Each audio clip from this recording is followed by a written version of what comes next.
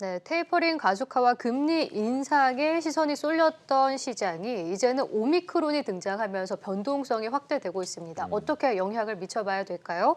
지금 KTB 투자증권 김한지 수석연구위원과 함께 이야기 나눠보겠습니다. 안녕하세요. 안녕하십니까? 안녕하십니까?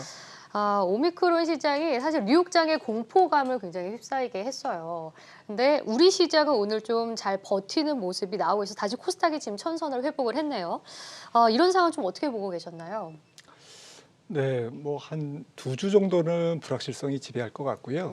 네, 아무래도 보건당국 혹은 제약사들이 지금 뭐 열심히 일하고 있을 것 같은데요. 이 기존의 백신을 가지고 오미크론을 대응할 수 있는지, 네. 커버할 수 있는지, 아니면 뭐 새로운 어떤 대응을 해야 되는지, 지금 그 연구 결과가 뭐 좀 늦어도 한 2주 정도면 나올 것 같고요. 그렇게 보도가 되고 있고, 그래서 이 불확실성이 지배하는 지금부터 이번 주와 다음 주 정도까지는 알 수 없는 불확실성이 약간 두려움이죠. 네. 두려움이 지배하면서 시장을 좀 성가시게 하고 좀 불편하게 할 것이다. 하지만 뭐 낙관적으로 저는 봅니다. 아무래도 뭐 델타 변이 때도 한번 경험을 했기 때문에 조금 시장은 내성이 생겼고요. 네. 아마도 인류의 과학이 이런 부분들을 극복하지 않을까라는 시장의 기대감이 한쪽에서는 불확실성과 함께 좀 깔려 있지 않느냐라고 생각을 합니다. 네. 네. 그런데 지난주까지 이제 인플레이션이 생각보다 강하고 지속될 거다라는 말들이 많이 나왔었잖아요. 그런데 오미크론이 등장을 하면서 이제 인플레 우려가 조금 잦아드는 게 아닌가라는 생각도 들거든요. 여기에 대해서는 어떻게 보고 계신가요? 네, 뭐 상충되죠, 사실. 국제 유가가 지난주 주말에 급락했듯이 네. 유가가 뭐 시원스럽게 10% 이상, 네, 13%, 68달러까지 네, 떨어졌어요. 13% 빠졌는데, 뭐 그날의 지난 주말의 유가 하락은 뭐 배럴당 하루의 원유 소비량 뭐 보통 B 퍼 데이라고 하죠. 한 400만 배럴이 뭐 감소하는 향후 3개월간 그런 정도를 반영한 쇼크였거든요. 네. 그 정도면 뭐 인플레이션은 뭐 살짝이 아니라 뭐 상당히 뭐 좀 뒷걸음질 칠 것 같습니다.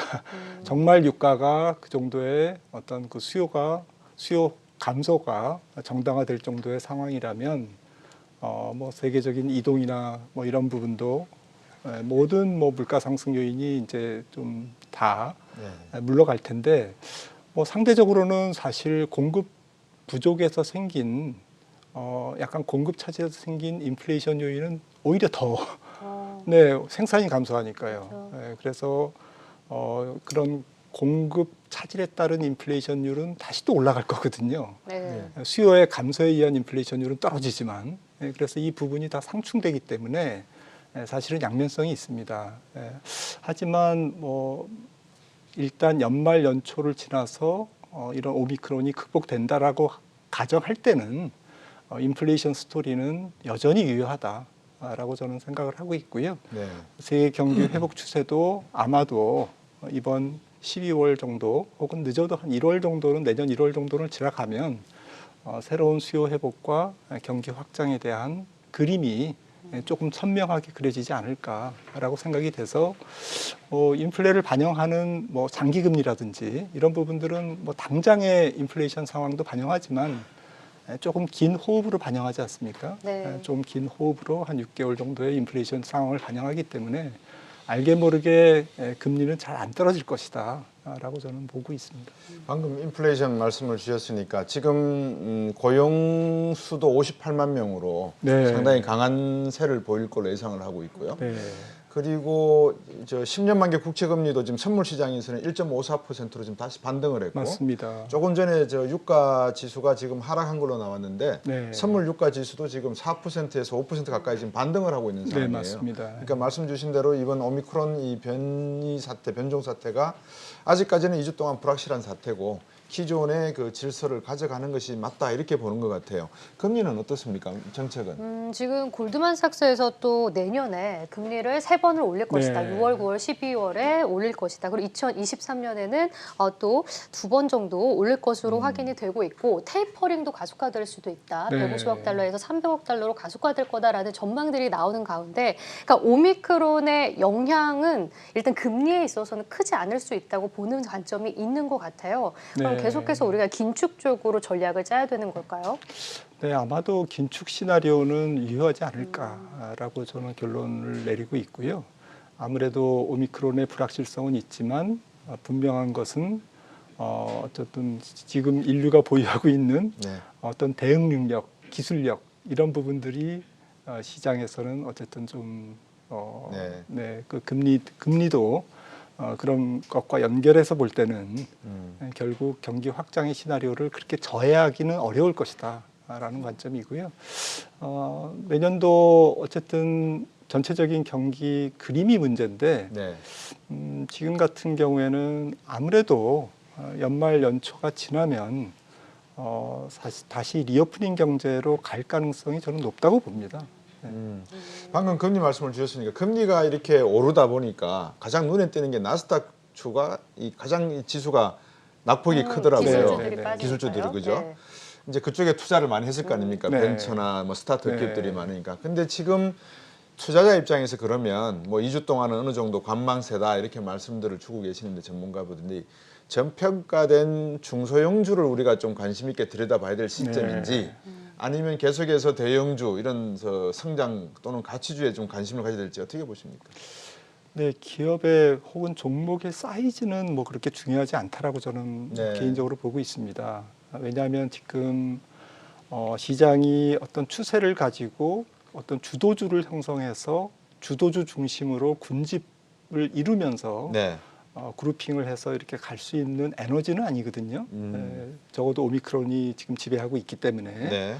네. 그리고 오미크론이 없더라도 통화 정책의 불확실성이 지배하고 있고 네. 그리고 연말 연초에 어쨌든 수급 공백이 조금 있습니다. 전 세계적으로 네네. 북클로징이라든지 여러 가지 뭐 크리스마스 앞두고 이제 휴가라든지 네.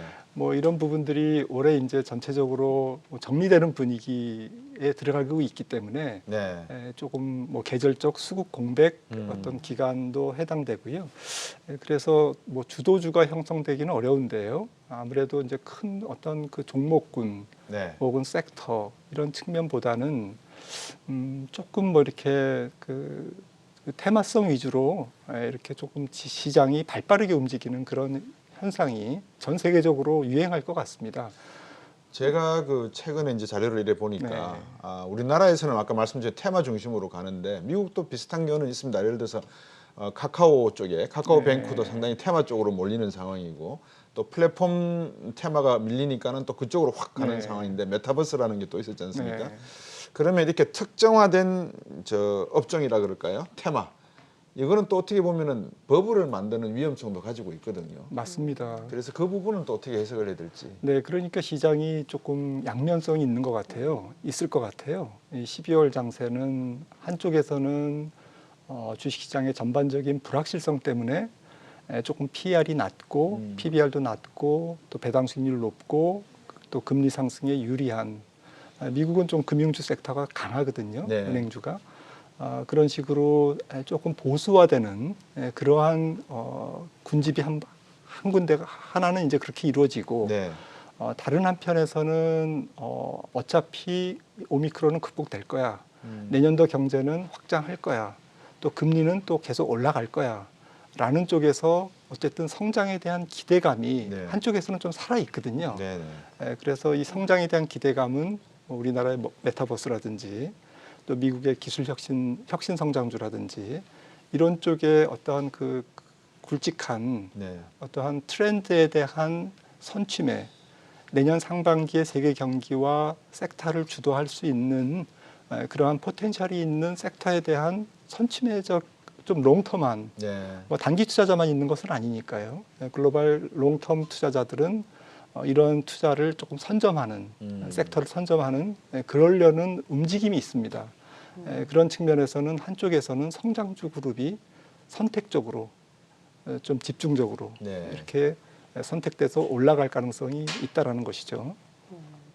그리고 연말에 이제 블랙 프라이데이가 있기 때문에 소비 시즌에 대한 기대감을 갖고 있는 분들도 많았을 텐데 사실상 지금 미국 블랙 프라이데이에서 온라인 매출이 사상 처음으로 또 감소했다고 해요. 그래서 이제 소비가 조금 하락으로 다시 추세가 꺾이는 것인가 이런 걱정도 할 수가 있을 것 같은데 어떻게 보고 계신가요? 네, 사실 뭐 고용도 괜찮아지고 뭐 다음 주에 이제 뭐 실업률도 네, 뭐 또 발표가 고용 지표도 주말에 발표되겠습니다만은 뭐 45만 3천 명 정도로 지금 양호하게 예상되고 있고 실업률도 한 4.5% 정도면 네. 뭐 한 0.1% 포인트 개선은 될 것으로 뭐 나와봐야 알겠습니다만 어쨌든 고용 회복 기조가 이어지는데 문제는 뭐 지금 생산 차질이 이루어진 지금 있다는 거. 사람들이 사고 싶은 물건을 마트에서 살 수 없는 그러한 생산 차질이 벌어지고 있다는 점. 아직까지는 공급 차질에 의한 원가 상승 압박이 물가를 상승시키면서 제품 가격을 상승시키면서 또한 이러한 그 고용 회복이나 소득 회복에 어떤 실질 임금을 깎아먹는 그러한 심리적인 부담까지도 같이 어우러져 있거든요. 네. 그러니까 정리해서 말씀드리면 고용 회복될 거야 이러면서 뭐 소비를 하고 싶은데 실제로 고용도 회복되고 전체적으로 물가는 좀 비싸져 있고 또 실질 임금은 좀 깎여 있고 이런 어수선한 상황이라는 것이죠. 12월이. 그런 상태에서 예년의 소비 시즌보다는 지난번 뭐 중국의 광분제도 뭐 네. 다른 이슈 때문에 사실은 좀 약간 흐지부지하게 예년 같지 않게 지나갔지만 미국의 프라이데이 혹은 뭐 크리스마스 시즌 뭐 이런 소비 시즌이 예년과는 달리 조금 차분할 가능성이 제가 볼 때는 있습니다. 그런 측면에서는 시장에 조금 부담되는 요인으로 작용하지 않을까 이렇게 생각을 합니다. 방금 우리 손원정 앵커가 질문을 주셨지만 저는 개인적으로 이번 소비 시장, 그러니까 블랙 프라이데이에 나타난 소비 패턴을 놓고 보면 한 89억 달러 소비가 있었대요. 네. 작년에는 90억 달러고 1억 달러 정도 줄었지만 이게 집에서 머무는 근무 기간이 늘어남에 따라서 아마 소비를 미리 땡겨서 했던 부분도 상당히 있을 거예요. 네. 그렇죠. 그래서 이제 말씀하신 대로 고용 지표도 좋게 나오는 상황 속에서 소비가 줄어들 이유는 네. 없을 것 같고 그럼 이게 분산 소비가 됐을 가능성이 높다고 치면 맞습니다. 새로운 형태의 소비 패턴을 우리가 한번 들여다봐야 된다라는 네. 생각이 하나 들고요.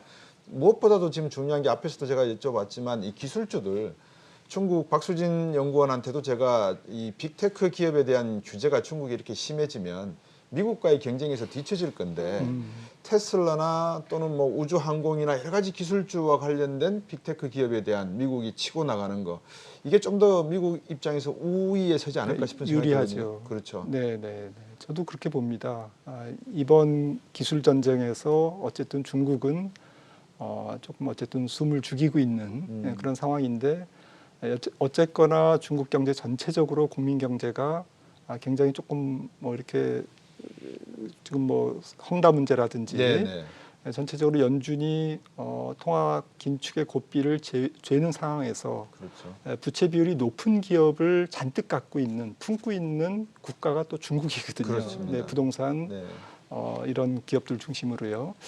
그래서 중국은 이런 그 내수를 조금 다독거리는 내수의 어떤 건전성을 확보하는 혹은 재정을 풀면서 전체적으로 국가 경제의 경쟁력을 산업 경쟁력을 높이는 네. 그러한 내치 위주로 갈 수밖에 없는 아직까지는 그런 상황이기 때문에 예. 미국과의 기술 분쟁에서 조금 숨 고르기를 하고 있고 숨을 죽일 가능성이 높다라는 것이죠. 네. 그런 측면에서는 어쨌든 외견상이든 어쨌든 네. 일단 미국이 조금 기술 분쟁에서 우위를 점하면서 위너가 되는 것 같은 그렇죠. 그런 분위기는 당분간 지속될 것이다 예. 라고 생각을 합니다. 네.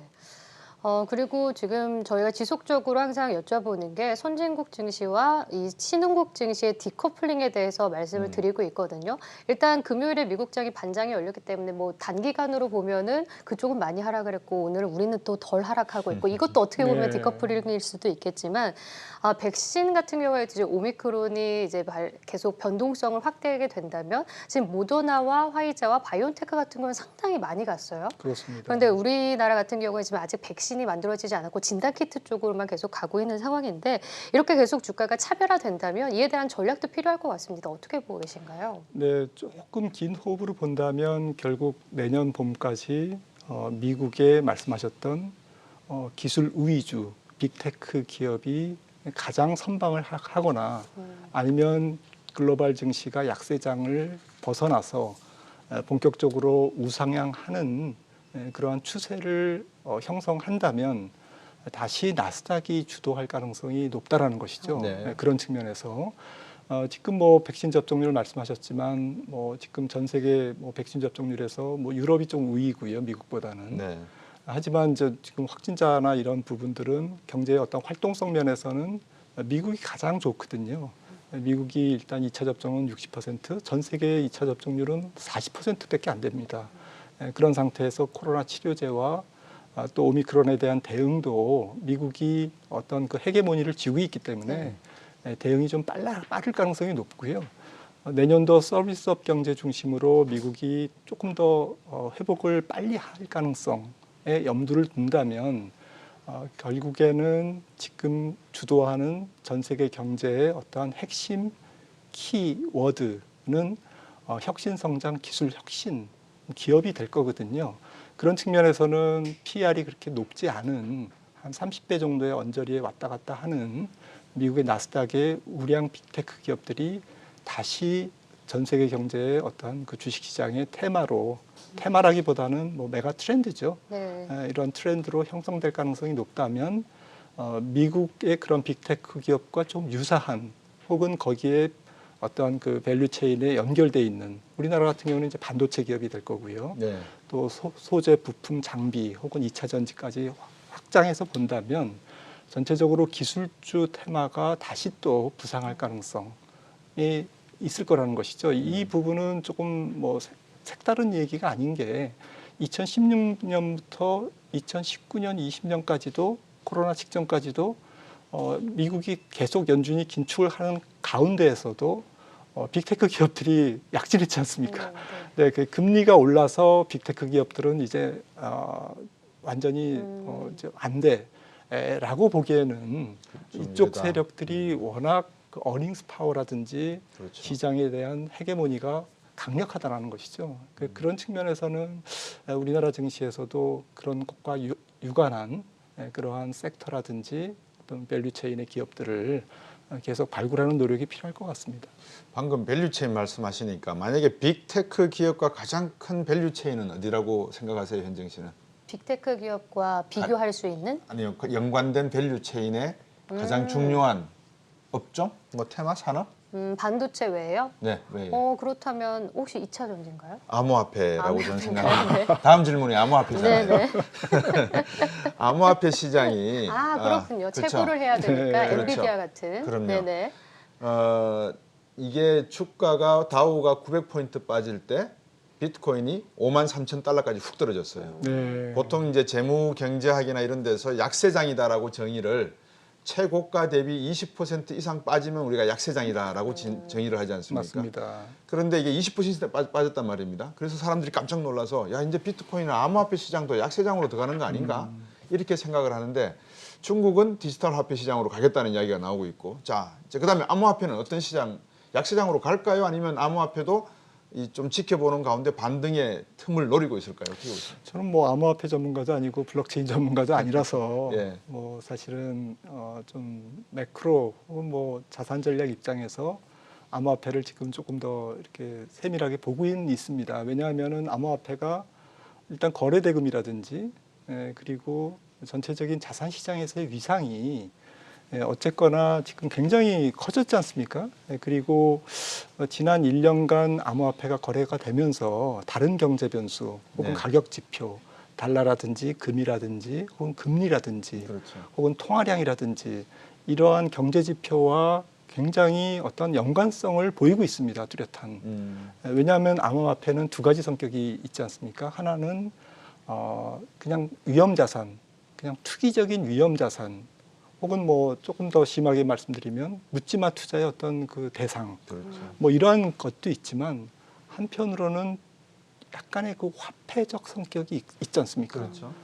거래도 지금 이루어지고 교환의 있고, 수단이죠. 네, 예. 누구는 또 가치를 저장할 수도 저장하려고 하는 네. 목적을 가지고 암호화폐를 사는 분도 계시고, 혹은 상속이라든지 이런 부분도 있고, 그래서 일단 화폐적 성격이 있습니다. 그래서 이 두 가지 그 속성이 같이 네. 이제 혼재돼 있는데, 제가 관찰한 바로는 이게 조금 그 투기적 위험 자산에서 화폐적 성격으로 조금 발전해 나가는 그런 과도기적 양상 그렇군요. 단계가 아닌가라고 생각이 됩니다. 지금 그림은 미국 통화량과 비트코인 가격인데요. 암호화폐의 대표적인. 네. 일단 이 차트가 조금 시사하는 바는 M2는 내년에도 약간 완만하지만 우상향할 거거든요. 경기가 네. 회복되기 때문에.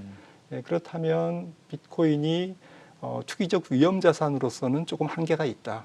올라는 가겠지만 모든 자산, 뭐 유가라든지 주식시장을 포함해서 비슷하게 좀 변동성을 클지라도 장기적인 내년의 추세는 통화량 유동성을 가지고 유동성을 기반으로 움직이는 힘은 네. 다른 자산과 마찬가지로 조금 좀 지난 1년보다는 약하지 않을까라는 추정을 할 수밖에 없는데요. 네.